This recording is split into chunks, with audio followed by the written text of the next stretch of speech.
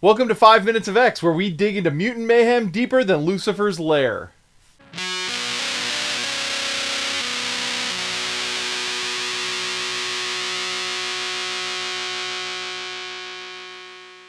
Welcome back to 5 Minutes of X. Today we're diving into X-Men number 9, originally published November 3rd, 1964. It was written by Stan Lee with art by Jack Kirby.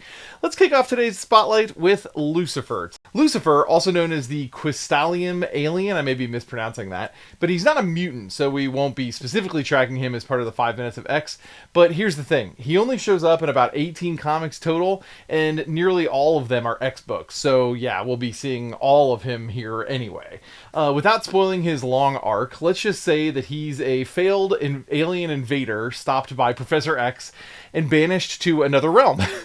He comes back from time to time to menace Earth. His costume is lame here, and somehow only gets lamer as we go on.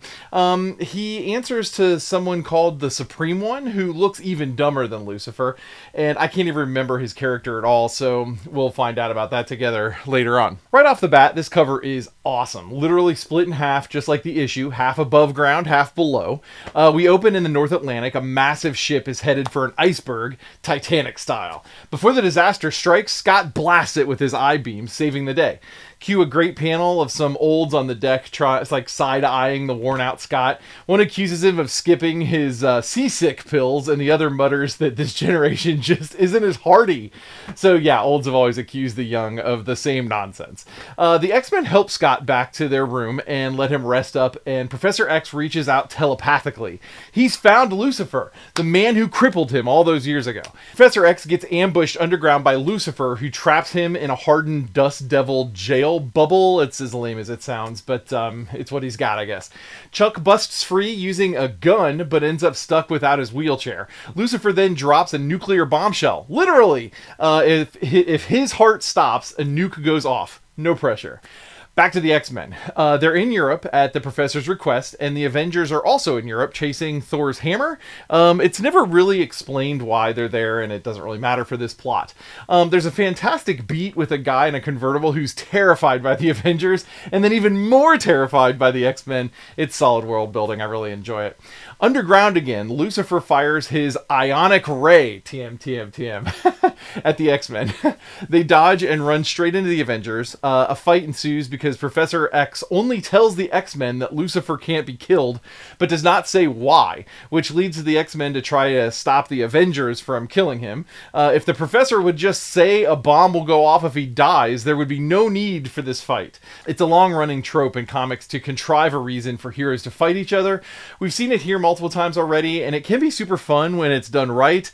This is not done right. Eventually, Professor X brain zaps Lucifer to manually keep his heart pumping while he explains everything to Thor. After explaining the situation, the Avengers leave the X-Men to handle the rest. They just leave. Why not just stay to help? It's not like the Avengers are getting paid by the panel or anything. They're cartoons, for goodness sakes.